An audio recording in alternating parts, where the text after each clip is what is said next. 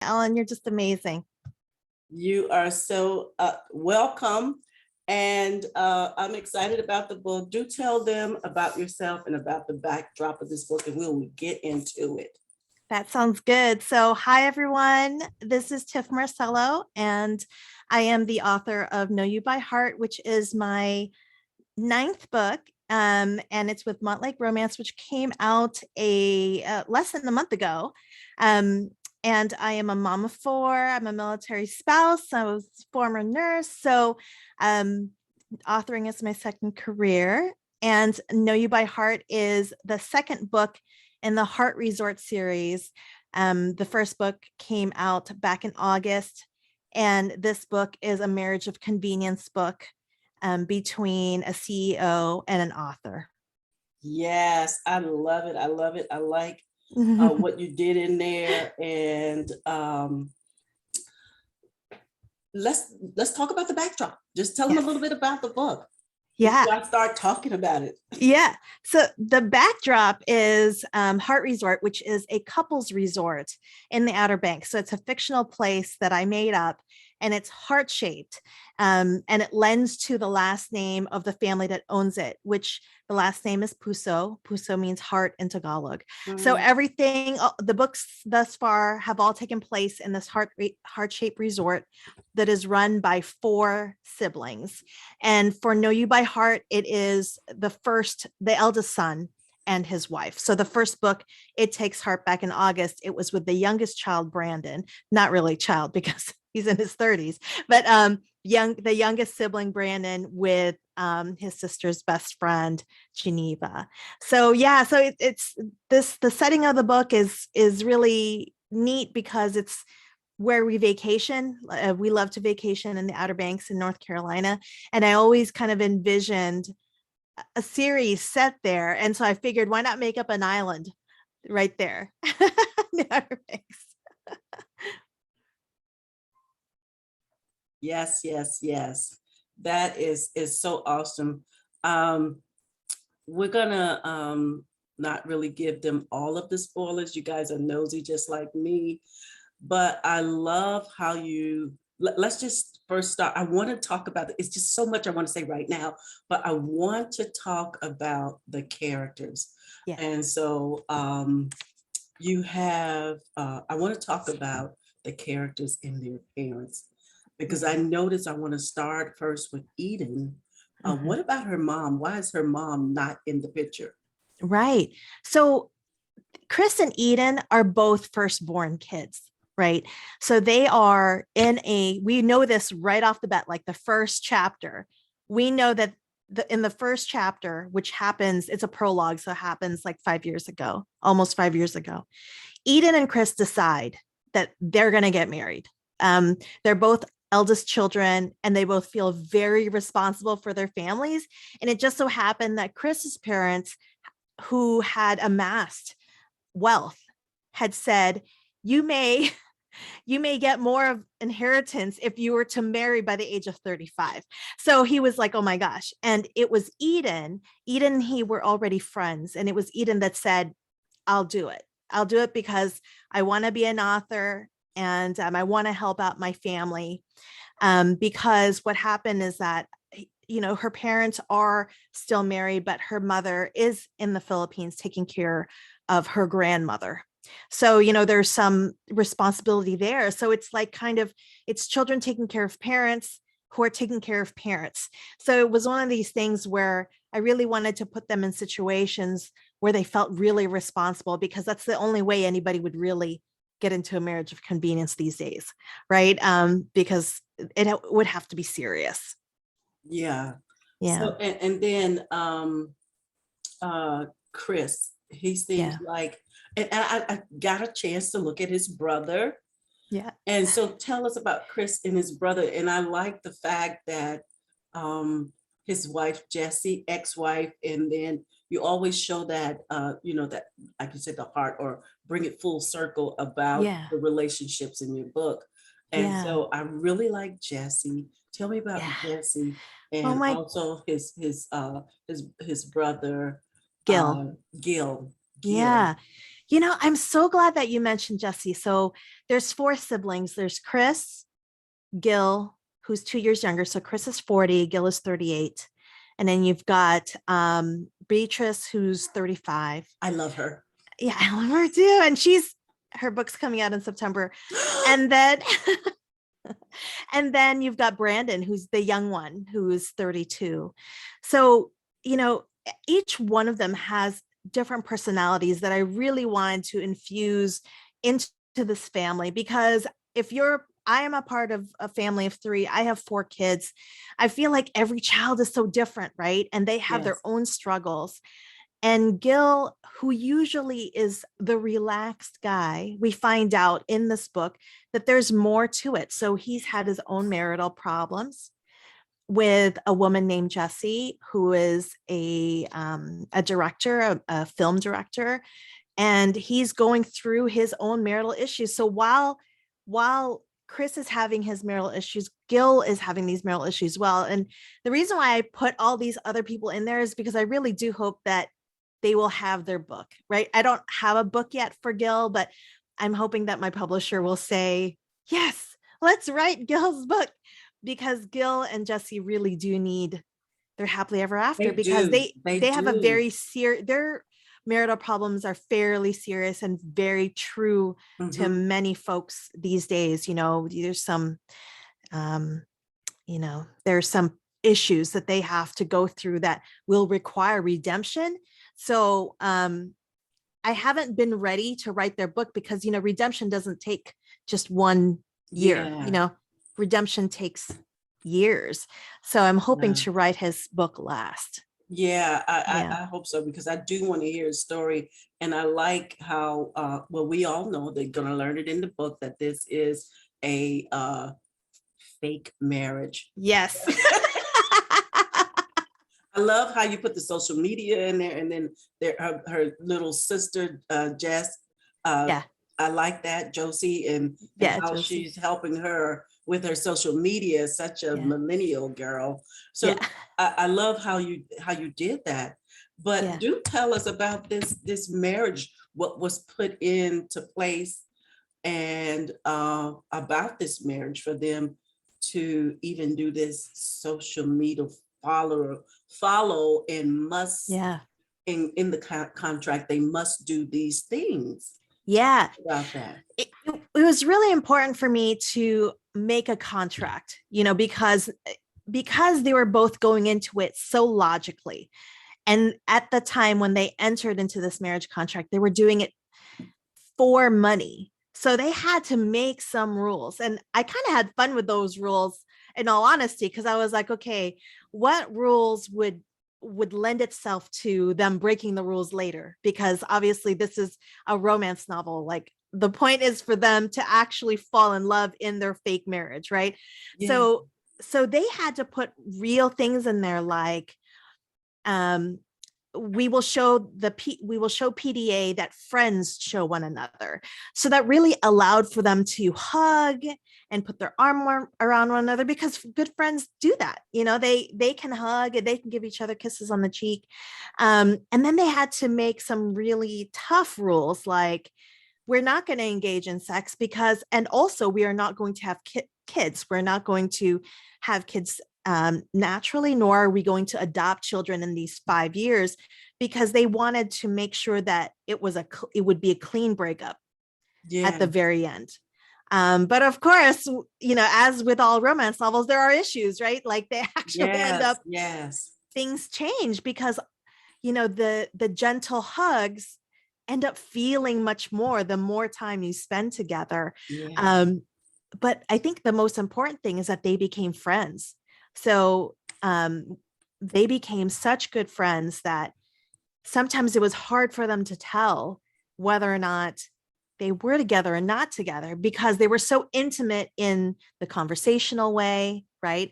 They were there for one another, that it felt easy to, it would feel, it's almost like a friends to lovers, because when you're friends with somebody for so long and you're so intimate with them, talking about families, sometimes it gets really confusing. So this story has quite a few ups and downs because there's confusion.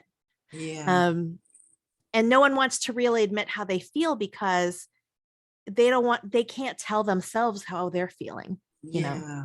So I do like the part where they had to really pretend, and that again, as we talked about those scheduled appointments, that they had to do these fake things to make Yeah. sure that Yeah. those fake things follow through. Yeah. And I like the one scene when I'm gonna her is it Maxie? What's the I want to say it is his publicist. Her Oh, name is, Tammy. yes. And so, ooh, wait a minute. Did I imagine, or did him and Tammy have a relationship? Mm-mm. No, they didn't. What, how did I hook something together? Who was, because in the first book, Tammy did have a relationship with somebody else in the other book. So maybe there was something there, but Tammy did not have a relationship oh, because with I was them. like, No. wait a minute, I'm gonna get Tiff because how's this working on like that? Okay, so they were talking about somebody else, and I was just a bit too nosy in my thing. And so It's good to be nosy because in romance books, you never know what's going to happen. So. no, you just never know. I was looking at when, like I say, when they had to pretend and they had this scheduled programs that they had to do, and Mm-hmm. they had to, there was some time that Eden just didn't want to be there, but she had Yeah. to. And he just kind of lightly forced and nudged. You remember what the contract said? Yeah. And I like what they were trying to, how you say, telepathically say Yeah. something, but they were so off in each other, Yeah. and Yeah. it was a hot mess then. Yeah. It was such a hot Well, the thing mess. is that they have to appear like a couple because of this couple's resort and because Chris wants to make it succeed, right? He Mhm. wants to, and like anybody who wants to be out there in the media, right? You have a publicist, they schedule you for interviews, right? And all this stuff. And so she has to appear with him. Yeah. And she's just like, oh my gosh, like so she has to pretend, but in the middle of pretending, she actually likes it. Yeah. But at the same time, they're not syncing. So it's like in and out of this relationship. But it's because also like he's so ambitious and she's thinking. So throughout this entire book, Eden is trying to write her book, Yeah. right? So Chris is like, we got to do this media, we got to do this, we got to do this for the resort. And she's like, hold on a second. The reason why I signed up to be your wife Mhm. was so that I had time to write. Yeah. But I'm not writing because all I'm doing is being your spouse on whatever schedule that you're going to put me on. And so that's where the fight and the contentiousness. So the first 4 years or so, she was able to deal with it, right? But as you get to the very end of the contract, she's like, oh my gosh, this is overwhelming. I'm trying to write a book. We're supposed to exit out of this relationship in 6 months. And that's when their story really begins, right? Because now they have to fight for what they think that they want or what they really want, you know? So, Yeah, yeah. And so I seen how she stayed true, whether that um divorce, and it really got to her when she said divorce, because she never intended to really think of it as a marriage then mhm. divorce, because Yeah. she couldn't even hardly mouth the word Yeah. divorce.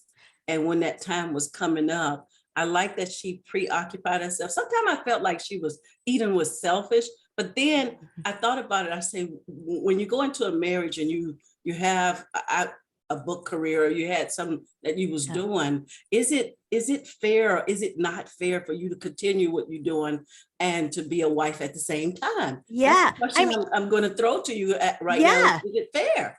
I You mean, that's know? the thing. It's like the ever pervasive question in marriages, right? So when we come into marriage, like when does our identity end and when does the couple's identity begin? And I really, really, really wanted to do that with Eden. And that's why I really had to show those parts that kind of make her look like she's selfish, right? Because I think I've thought about those things before. You know, I have friends who have been who have thought about those things where you're like, okay, where's my career? Like, you're doing this, I've supported you, and I'm a military spouse. So perhaps it's also it's a niche thing also, because we are moving, right? We're in this package, military family package, and then you move, right? And you just take things as they come. And then sort of like in the 15-year mark, close to the 20-year mark, so many of us are like, hold up. Yes. You're retiring from the Army, or you're retiring from the military. What happened? Yeah. And it is a real conversation that I've had with many of my friends when, the career focus has been on one spouse. Yes. And what's next. So Eden is coming to her own version of that deadline, right? Because of the 5-year mark. And she's looking back at the 5 years she spent with Chris. And she's like, did I do what I was supposed to do? Yeah. Do I have what I'm supposed to have? And yeah, so I really did want to bring that up. And I felt like it resonated. I'm having lots of conversations with readers who resonated with that, because it's very hard to show. And sometimes as a person who has, when I was starting my author career, right, I was like, okay, babe, I've got to go do book tour. So you've got to take leave. Like, I'm going on a book tour this weekend, right? So my husband's going to take care of my daughter who has to go to prom. Do you know what I mean? He's got to do all that stuff because I planned this book tour months ago before the dates came down for anything. Right. Yeah. And this is a big visit. I can't back out. So it's sort of like, it feels different because all that time I was doing all of that. So it's one of these things where I did want to visit that to see and explore it in Eden as an author she got into this marriage wanting to be an author, and she's having a hard time. And she's like, come on now, your turn to support me. Yeah, because I was looking at that, and then like I say, that when is it fair? And just like you said, but also the thing too is like, okay, there were times I was like, come on, Eden, why are you making this a page in your story? Why does this have to be, oh, I should have did this. Wait, just wait that one moment and I can put this page in my story. And I see she was true to what she was doing. And at times he was like, come on now, you're writing a story. She's like, get with it. You knew, this is what's going to happen, and that I am an author. And then the small spoiler, she did become a New York Times bestseller. Yeah. I was excited about that. Yeah. I was very excited about that. But it seemed like it was just like we said, it was just taking a page of selfishness. And are you really that selfish? Does it really mean you're selfish when you take time for self? That's right. You know and I think that is it's a big question, not just for career, but like for hobbies and for self-care, and for anything that involves us, so like it might seem, for us to get together with our friends, for us to go to book club, for our career, or to go back to school, all of these things. I really wanted her to push, right? And then him push back, like, because I do feel like in marriages, that's what you do. I mean, that's in order to kind of reach another level. Sometimes you have to kind of push and say, okay, what more can we do here? How can we make this better? I was looking because Greg and I, my husband and I, we were dual military one point in time, and I was a nurse and he was in command. So he was in company command and I was a nurse working, night shift. And then we had a baby. And then when my son got sick, like, it was like, who's taking time off? Is it the commander that takes time off from work to take care of that baby? Or is it the nurse that has to work a night shift and short staffed to take care of that baby? So it was one of these things where, okay, everybody's career is as important as the other person's. So like when something happens, like, who's going to jump, right? Who's going to do it? Yeah. Yeah. And Yeah. see, even in that, when you show like, a lot of times we say we lose ourselves kind of twice. I don't know if we look at it this way, but we say we become a mother and then it's all about being a mom. Then when we Mhm. become a wife, I don't know if they both stand the same way, but being a wife, you do absorb yourself in that. And then like with me, I told you in an earlier talk that we had, is that I've been with my husband 34 years, but we've Mhm. been married 30 years. And so one thing my husband and I we always did was that we let each other, and I don't know if that sounds like a let, Yeah. but each other be ourselves. Like he have stuff he really like. He loved football. I love football with him. I love the type of coach he is. He's a phenomenal coach. He coaches the children and he's all about those kids Mhm. whole life, whether they're Yeah. with their parents, even with the parents. Sometimes he has to just kind of coddle the parents too. And so Yeah. even with that, I'm like, okay, so I kind of step back and let him be that coach. And some of Mhm. them, they'll come and they'll talk to him, and some of them are angry. So I need to know how to sit back and let him do his thing. You know what I'm Yeah. saying? Go ahead and coach, be the coach you're gonna be. I don't have to say, Yeah. this is my husband. Oh, no, you ain't. You know what I'm Yeah. saying? Right. I could Right. do that, but Yeah. I don't do that. And then Yeah. even in my book stuff, he said, go ahead, do your book stuff. That's you need any help, and vice versa. We help. And those are our two standalone things that we have for ourselves. And Yeah. I think quite a few times, maybe, I'm not saying that you can't not be together all the time, but I hear of some wives say, "Oh, we're just together. He just never go away. He's not gonna me. I need to he just suck up my life. I need to just, oh, can you go somewhere?" So I think for those reasons, we need to learn how to be individual and to Yeah. just be able to do something on your own and to also come together and do those things that you like. So I like how you showed that in there, even though at times it looked like it was selfish. But Yeah. Eden, I think I don't know, you tell me. So when they had their own careers, there was time, and there was one time in the story where uh, Chris kind of just went his own way in business. And I remember you telling me to take a look at that. Mhm. But do you think at that moment he felt like because it's a partner contract, he can think alone? What do you Yeah. think about him doing Yes, that? I do think so because he is a CEO and he felt like he could make decisions on his own. This is interesting because Chris is really like a dichotomy, right? Like Chris is like business minded. He feels like his word is law. He's got to do it. He makes all the decisions. At the same time, he's like mega attached, right? He wanted Eden right there next to him doing everything. Interestingly, Eden is the opposite. Eden is such a loving person. Like she wants to be with her family and she wants to keep everybody close. And that's why she's having a hard time living away from, bouncing back and forth from her parents' house to Heart Resort. But in her work, she needs to be alone.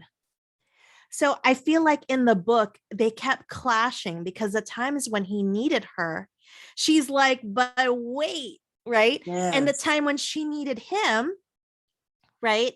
He was in Yes. business mode. So it's like, they're like, and we will see that they are really a lot alike in many ways, but then the timing is wrong. And a lot of times with people, that's what happens, right? Like, I'm ready to talk. Like, when Greg and I Yes. get into a little Yes. tiff, like, he's ready to talk. And I'm like, no, I'm not ready to Yeah. talk. Well, I'm never ready to talk, but what it's like, he's it's one of these things where it's like that's why I really believe that, when writing, especially when I was writing this couple, I felt like their insides were the same. And Yeah. that's why they loved each other so much because the Yeah. insides are what mattered, but their expression was just all messed up. Yes. And a lot of times, like, when you talk to somebody like, and I've been married 25 years, you've been married 30. My husband is a totally different person than in expression. He's the same Mhm. guy on the inside. In expression, he is different from what he was when he was 20, right? Yeah. So, Yeah. and my expression is totally different. It's better. Like I'm way more communicative, but our insides are still the same. And so I really wanted to explore that where sometimes, you have so much in common actually, but then the way you express yourself, it comes out all wrong. Yes, Yeah. yes, yes. That's what makes it. I think that's good. We don't have to always think alike, but I think we should think alike when we agree on certain things Mhm. that's supposed to take care of the whole family, not just Yeah. one mindset. Because when we have that decision, it's for that whole family. Yeah. I noticed in there was some hot mess of a drama when social media got involved, and so Eden, Yeah. she was asked not to go to social media, not to take it to there. And she even told her little sister, do not worry Don't about engage. the social media bullies. But she took the bait for herself. Tell us about a little small, that was a hot It mess. is a hot mess, And but it involved the whole family. it it happens though. I don't know. Like I am on Twitter and on many different facets of Twitter. I'm on book Twitter. I'm on it's just anything can blow up. Um, it takes a lot to step back, right? Yes. So I get, I get really heated. My style is that I usually sit on my hands and I talk it over with people that I feel like I can change. Right. So I talk it over with my husband, I talk it over with my friends, and we talk about it for days and days and days. But I really wanted Eden to just, these are eldest born children. Like, and they don't have parents. Like Chris's parents passed away. Her mom is in the Philippines and her dad is, he's just overwhelmed. So she's taken the maternal role. He's taken the paternal role. And then you put these two trying to sit on their hands while social media. So what happened is that Heart Resort was under fire because folks are saying that the resort is a fraud, right? Like they're charging a whole heck of a lot of money for people just to go camping. And that it's really not helping couples because it is supposed to be a couples resort. And the social media attacks like became personal to the family. And Eden and Chris like just jumped in there, and the next thing you know, it blew up, and then the whole family is involved. But that happens. that happens, and you see it. You're right. Yes. You read it, and sometimes it's in real time, right? Yes. So I really wanted to explore that. And I really wanted to put a lot of social media accounts and platforms. I really wanted it in the book, because usually when it's being talked about on one social media platform, it's being talked about elsewhere. So in this book, in between many of the chapters, you'll see social media doing their thing, being the peanut gallery. And it helped actually paint the picture of what's going on. So we know the kind of stress these two are under. So what happens is that you've got Chris and Eden, what they have to do in order to save the resort or to save the reputation of this resort is that they have to undertake their own couples retreat that's going to be taped. Or live streamed or whatever, or YouTubed, in order to show that Heart Resort is a legitimate couples resort. So, and I'm laughing because the way they had to I do know, it. and by them being thrown together, we really Yes. see their their problems blow up. Because when you're in a tiny house, because Heart Resort, if you haven't read the first book, Heart Resort is a heart-shaped island with 10 tiny homes. When you're in a tiny home for a certain amount of time and you're not allowed to have, phones or access to social media or anybody else, you kind of drive each other crazy. And it all comes out. It does. It came out crazy. But I like Miss Beatrice. The Tell me sister. about her. I like her. Yeah. So Are you bringing her Beatrice back is somewhere else? But his sister, she don't play. no, and she's getting her book in September that's coming out. And it's called Lucky Streak. Oh my goodness. So, and she is the third child. She's a third sibling, and she's the only girl of the Puso family. And yeah, she's great because even though she's the third person, she is the mother of that entire family. And you'll see in book 1 and book 2 that Beatrice is an individual and she's doing her own thing. And we'll find out what happens in book 3, what's going on with her. Firecracker. That girl is a firecracker. And when she got involved with that social media stuff, everything started popping. Yeah.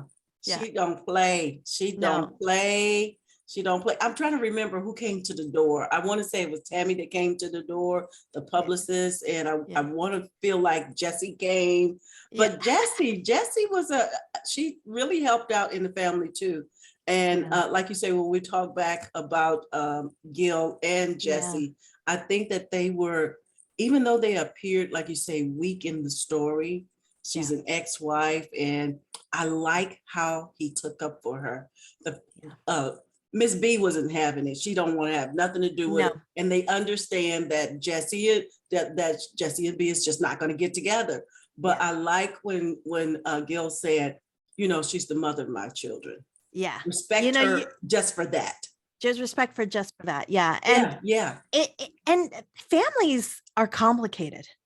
Families are complicated. And then when you have people that break up within families, it's not just affecting those two. And I think that's the whole point of this whole book as well. And Jessie and Gil just kind of added to that theme, where when somebody breaks up in a family, it's not just the two of them. Like Chris and Eden, they came into this relationship thinking, okay, in 5 years, we're just gonna divorce, no problem. We don't have kids, no issues. We move away, it's fine. We have more money, we're rich, right? But actually, this book shows that that's really not that easy. And it shows that how people are so intertwined, and that relationships are happening on the side. And you'll notice too, when you pick up book 3 and when you pick up Lucky Streak, you'll see Jessie and Gil there, and there's going to be some good, because, B's got to deal with Jessie. So there, we will see some of that. And what about how you say her name? I just had her name, Paloma, the literary agent. Yeah, I have all these side stories.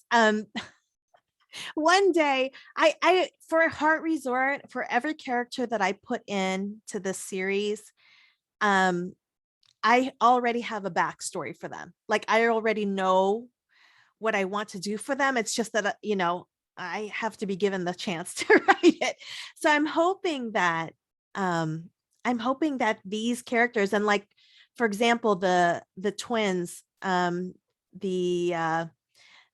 chef at Heart Resort, and she has a twin sister who's a chef of a Filipino restaurant in Rodanthe. I have stories for them too. So it's like one day, I'd like to be able to expand on all of these characters. Yes. I wanted to ask you, when it comes to marriage, what made you write this book? And, a lot of people are talking about partnership within their marriage and they already married. We don't want to talk about those people, but that there's a partnership.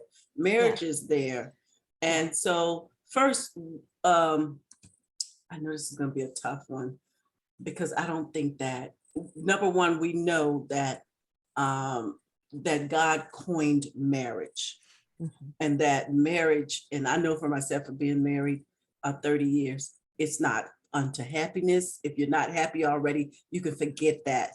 Not that you're not going to be happy, but don't go in expecting to be happy, because they're not responsible for your happiness like that. Right. And what made you happy today, those years later, is not going to be the same thing that make you happy. So forget the happy game. Right. And so we know that the marriage is unto holiness, because it's a symbol of the bride, Christ, the bride. We know that is the main purpose of it, is to symbolize. But I don't know what people think marriage is today. They get married and then they pop off and then they have little problems and then some added, some wasn't there that and then they've created. But so your idea of marriage may have been different from your husband going in. So Mhm. just tell us a little bit, you writing this book too, of the idea, because you do have a happy ending. And I Mhm. love that happy ending. It was hard getting there. You did Yeah. show how they got there. It wasn't easy, but you made them fight for that love or Mhm. show some, all this fake love you're doing, you're gonna have to fight for that love for real. So I like the way you did that. So let's talk about marriage. Yeah. I think that everyone comes into, like you said, everybody comes into a marriage with different definition. Mhm.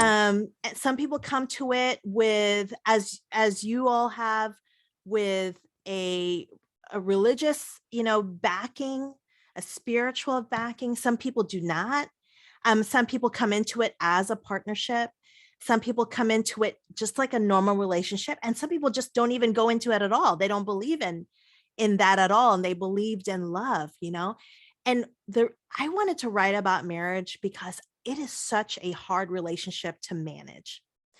And as somebody who, I am religious, my husband is too, but when we married, it was for a specific reason. We wanted to get stationed together. So there was even though we loved each other and we wanted to marry each other in the future, we sped that up for this partnership so that we could get it together, so we can get stationed together. And I really want to explore that it is a totally different thing. Marriage, first of all, the wedding is different from a marriage, right? I really wanted to show that they both came, Chris and Eden went to the altar with this beautiful wedding, perfect ring, right? Perfect dress, right? But actually that wasn't what the marriage was about. So I wanted to kind of tease that out, that the wedding is different from the marriage. And that, like you said, that your contract going in, because no matter whatever contract your marriage is in, my contract specifically was with God and with my husband, right?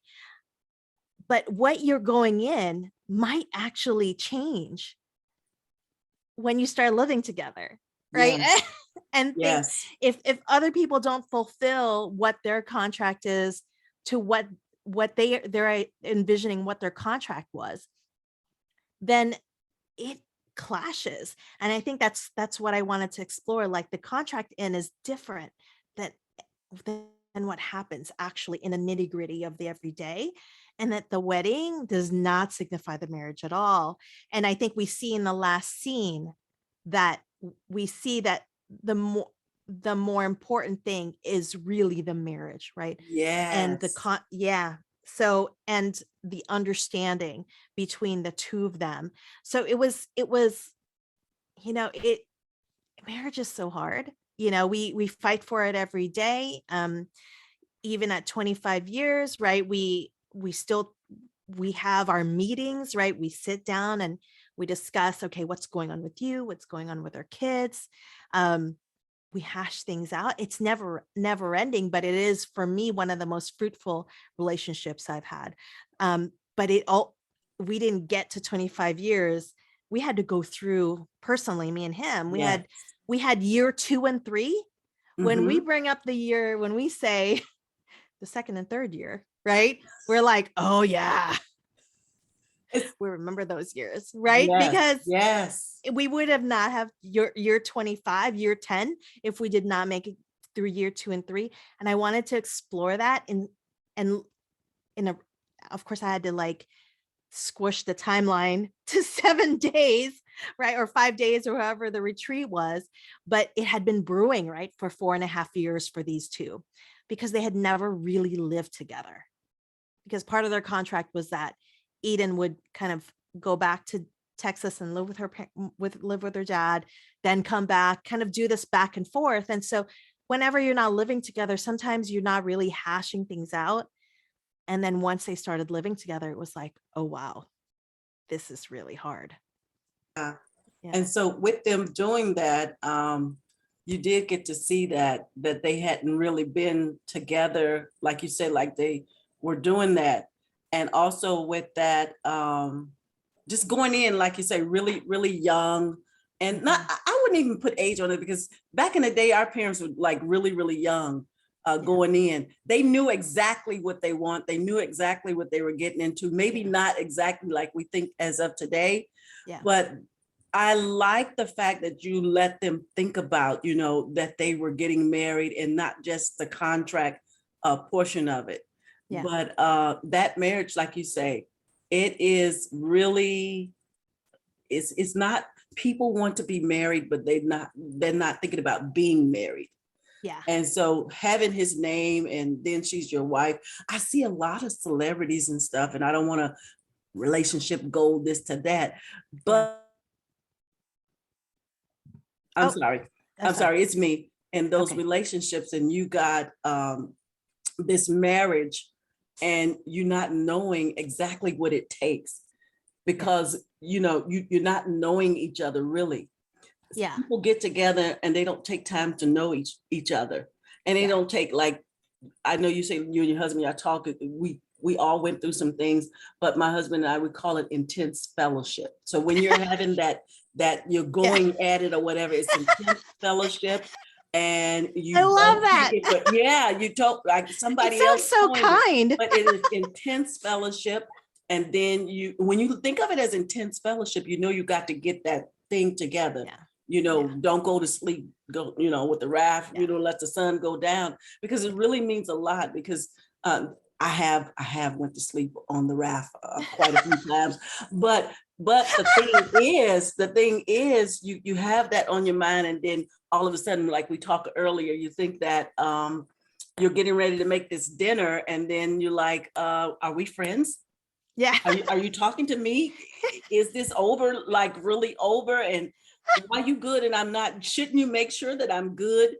You know, and that's one of the things I saw, the big spoiler. I felt so bad for Eden, you know, because they was together so long, and then they became intimate, and what happened to her. I was like, wow. Wow. And I like, you guys, you nosy people like myself, you're gonna have to see what happened. But I like the way she said, now you want to come to me because this has happened. Tell us about just a little snippet. Why do you think that it is? So I think what it is that they came to a point, and so Eden and Chris ran into a point where, you know, something happens and he steps up and he says, I want to get married. Let's get married right now. And she says, but that's not what, that's not what it is. And how wise that was, because she has been waiting for that moment, but it just was not right. And the thing is that I really wanted for them to come upon something serious, because when you accept a person into your life as a spouse, right? And then you do spouse things, right? You have to accept spouse responsibility, right? So it's like, it needed to be that serious, in which they had to come to terms. And the thing is I feel like it was a real decision that they had to make. And I believe that those are the kinds of decisions, whenever, you know, as a married couple or as an engaged couple, where you've got to talk about it. You've got to talk about these things. And I wanted it to be a true discussion, you know, because it's not something to play with, right? That's so true. It's not, there's lives, there's a lot of emotion, a lot of things that we have to do. And we call ourselves being better daters than we are being married. And it's, I think people, what they do is they play house and being married, and then they burnt out and don't want to be married. I know a lot of people might say marriage is not for them, but y'all gonna get me. Here come tomatoes flying at me. So if you're going to to just say, I don't want to be married, but then connect yourself sexually all the time and not wanting to be married. That's a lot of emotional things going on there. Well, I think that's what I wanted to bring up too, that it's never, well, in my books anyway, it's never just for benefits, you know. In other, these are the kinds of books that I write. So whenever my couples say, well, this is just for benefits, it really doesn't turn out that way, because there's so emotions get involved, and you have to deal with those emotions. Um, it's and you have to deal with the consequences as well. So it's more complicated, and it's the same conversations I have with my kids, right? It's like, okay, you want to do this, you have to know that there are consequences to these things. There are great consequences and then not great consequences, but you have to understand that it may or may not happen. But to go in there saying, oh, it's not going to happen, it is kind of foolish, right? So I really wanted those two to go through it, because they think, both Eden and Chris, because they are eldest born, they think they know everything. So they came into it thinking this is the best thing that we're going to do. We're going to do it. Everything's going to be great. And then all of a sudden they're hit with all of these issues where they're like, whoa, I don't know what to do. And with characterizations, I have to find a way to get my characters to that point. And that is the lowest point. The lowest point is understanding. I was wrong and I need help figuring this out.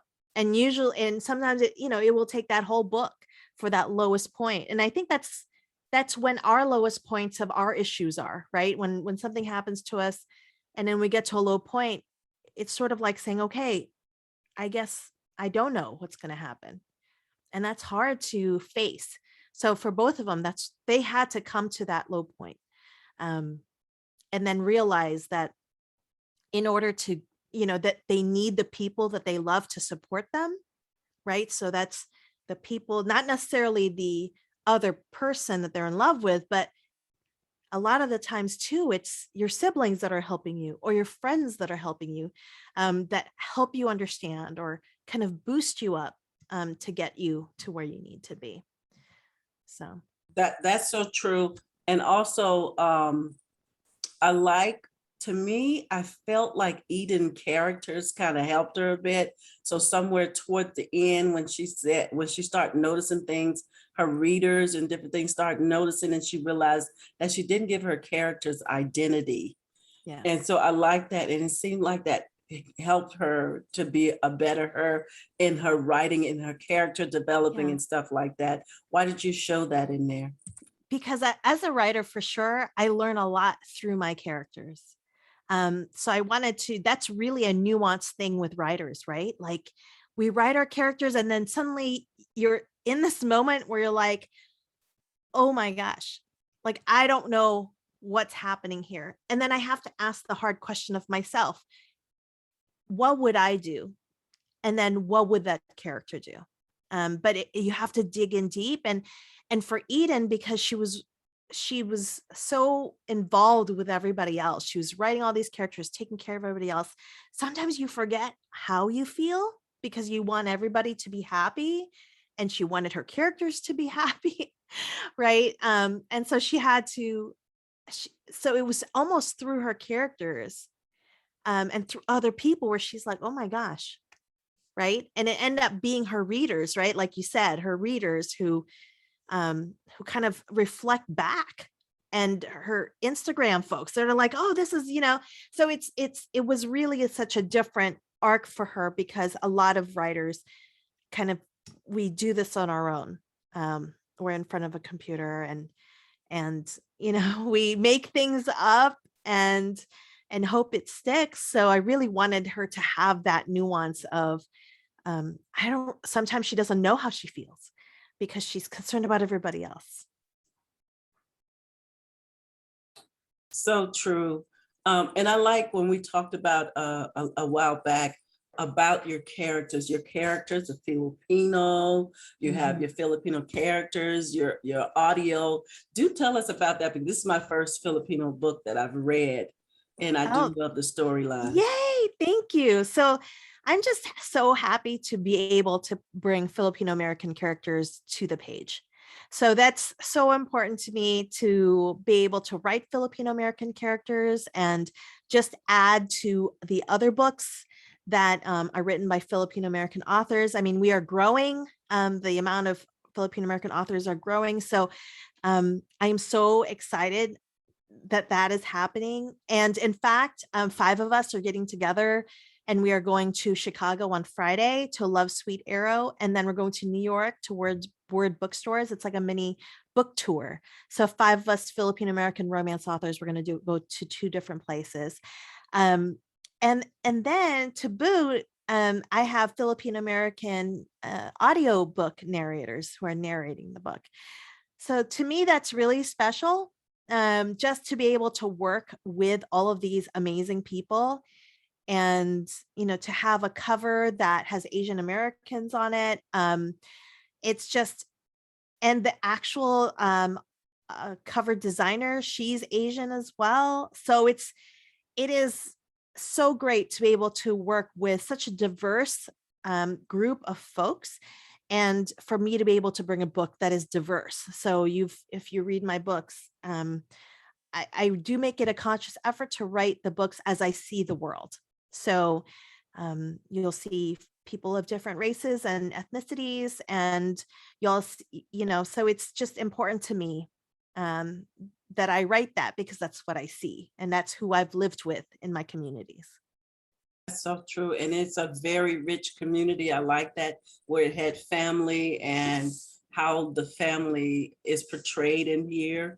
Like I say, the drama that happened, it showed that cohesive family, even through that drama and the split of families. And it just showed that full circle of that you can have family problems, and you can split, and you can come back again, especially in those relationships, like I said, with Gil and Jesse.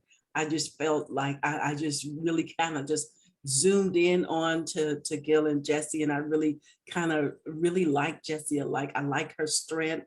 Although she stepped back, you don't really say why the relationship happened. Maybe you did a glimpse, but you, like you say, you will have that backstory. What do you want your readers to take away about this story? What do you want them to take away?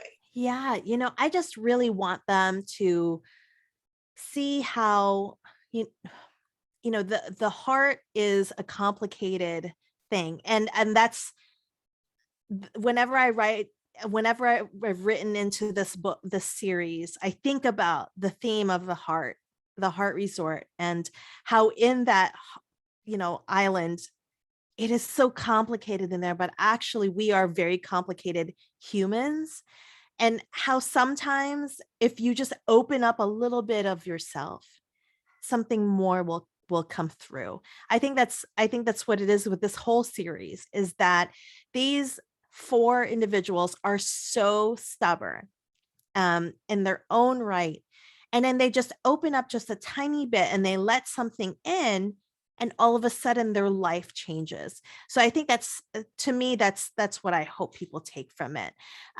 Especially with Gil and Jesse is, I do hope I get to write them one day, because they are really going to round out this family, and I really wanted to show the whole they are new to North Carolina, right? And that's why some folks are against them, because they are not locals, right? They are outsiders. The Puso parents, who had since passed away, they were immigrants.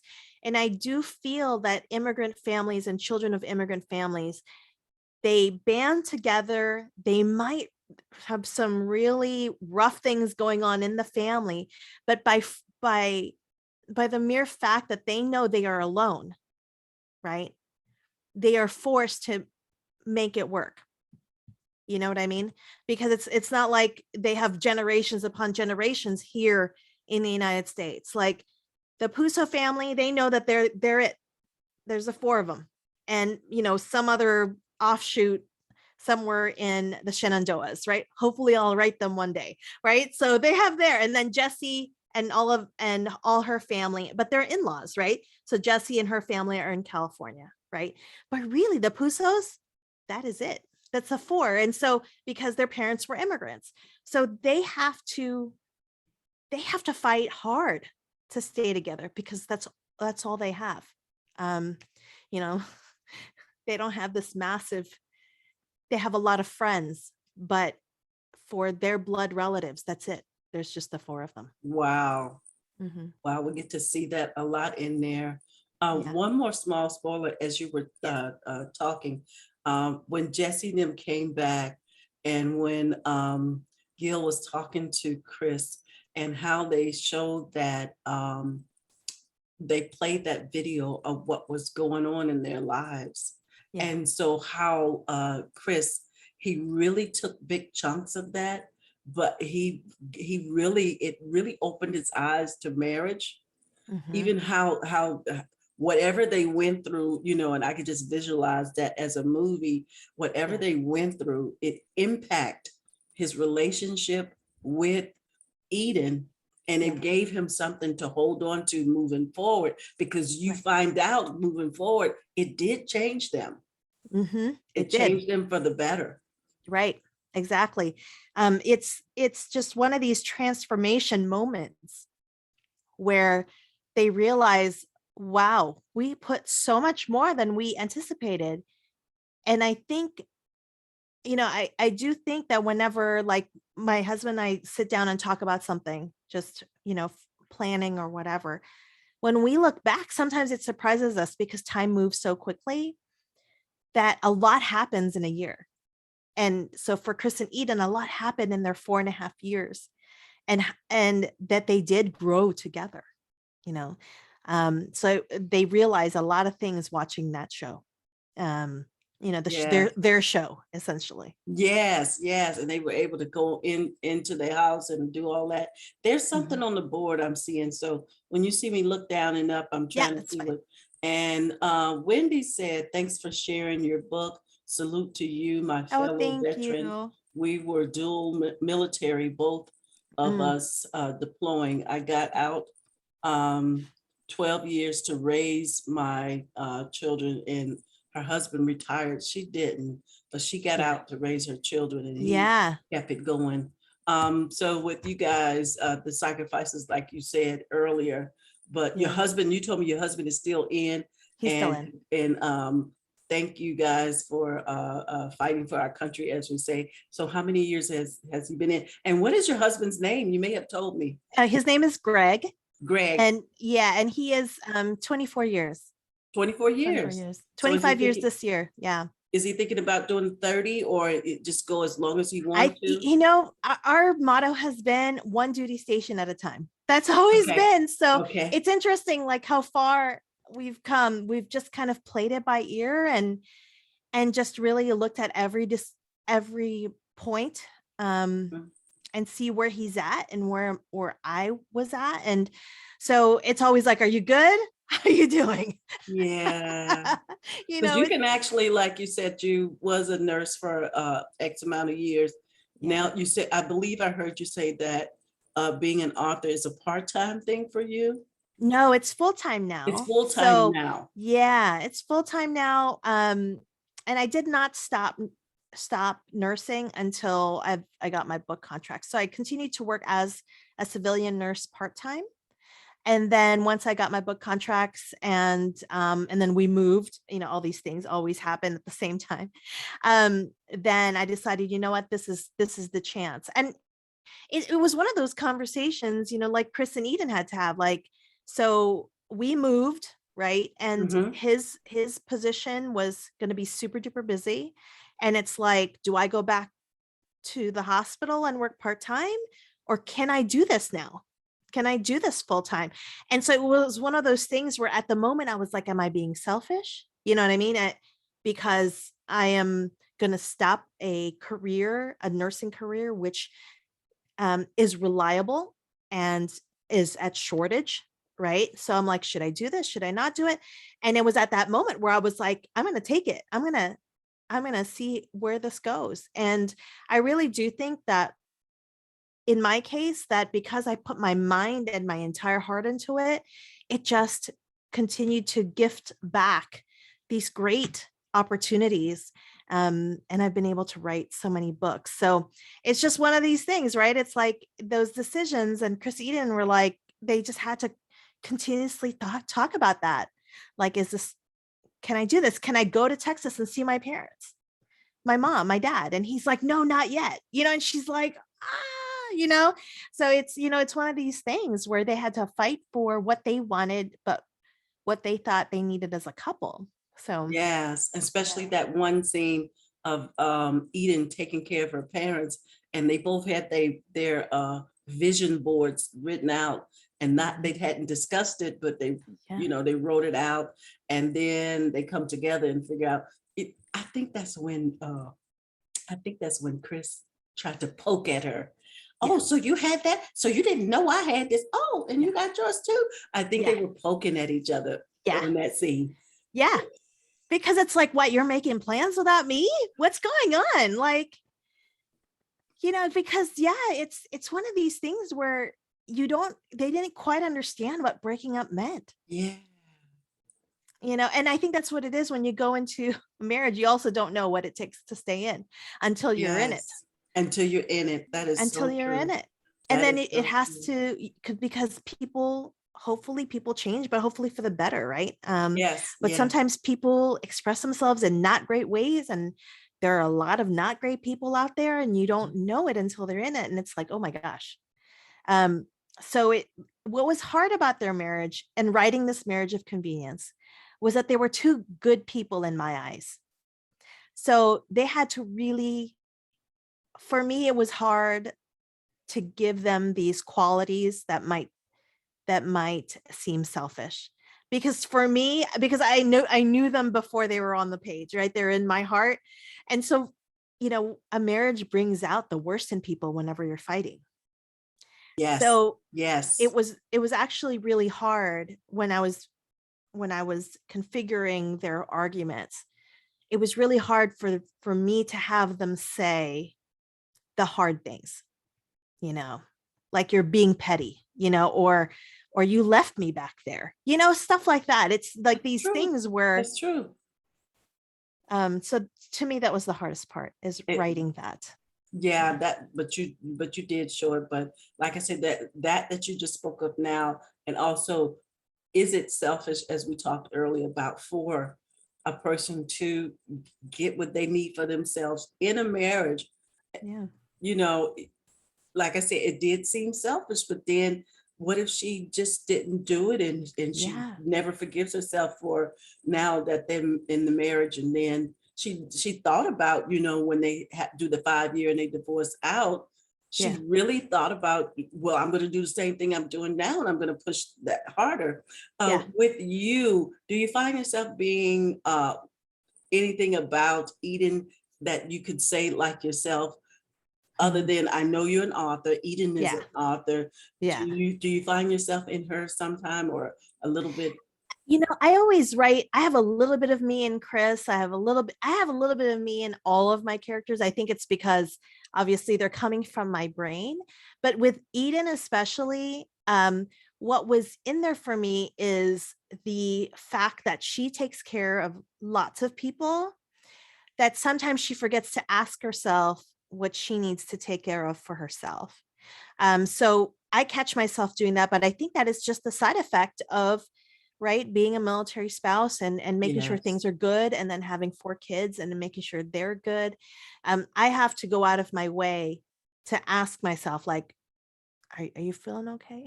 Yes. Or if somebody asks me, are you doing all right? My answer is not always. I have to check myself and not say, yeah, I'm fine, when I'm not, right? So it's one of these things. So for Eden specifically, that's it. Now for my thing with Chris's ambition is my ambition.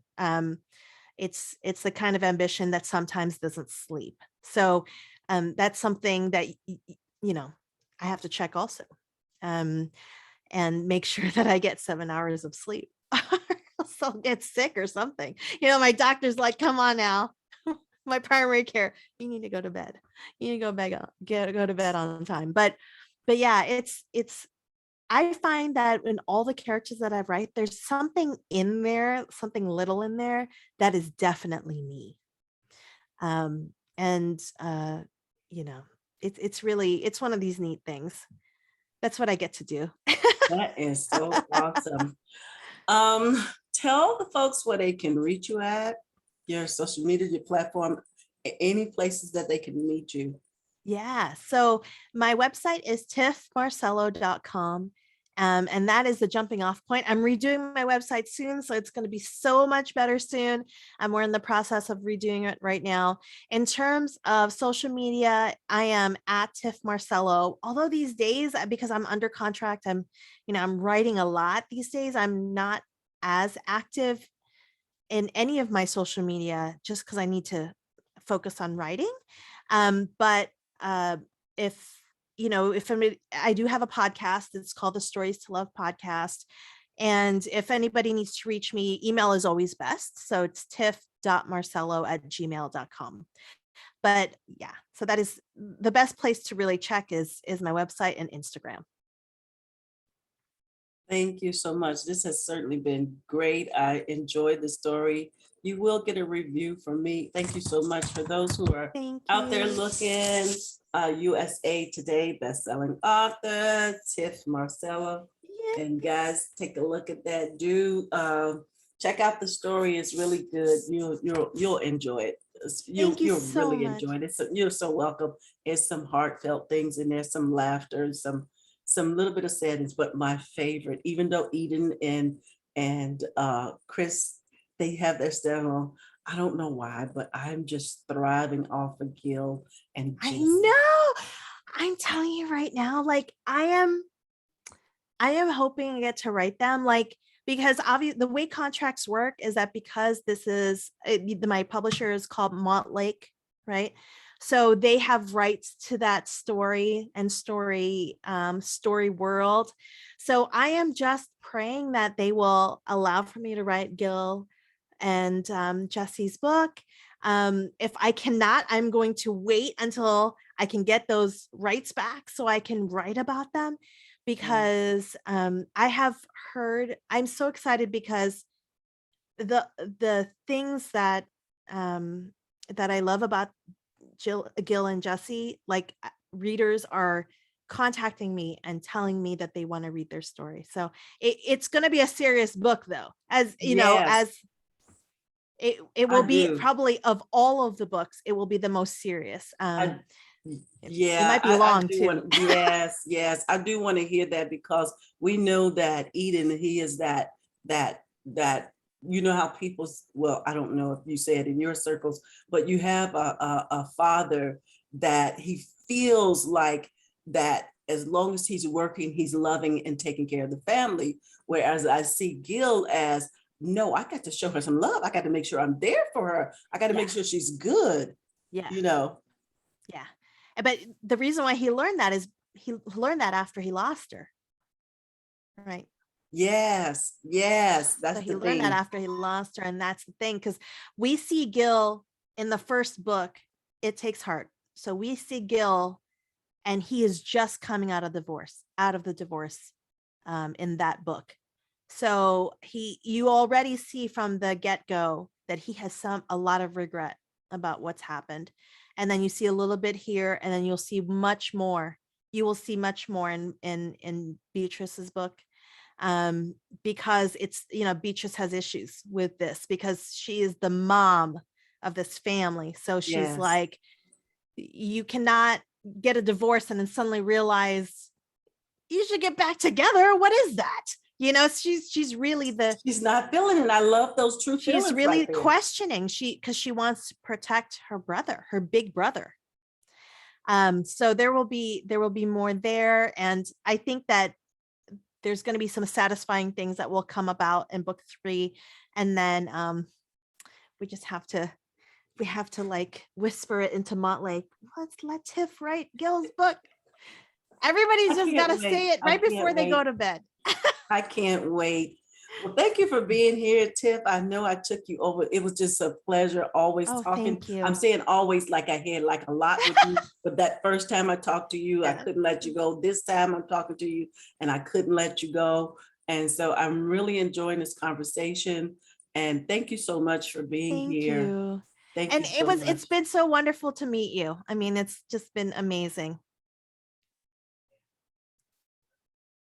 Thank you as well. And do tell us about, whenever you get a chance, your experience with ESP Presents. And do tell others about us. Yes, Whether absolutely. they have a new book, just wrote it, new release, manuscript in their head, they can do that on the Tuesdays, but to have an hour show, just make sure that they have their book. That's the time they need to have their book. Yeah, that's right. But yeah, thank you so much. And thank you for being here.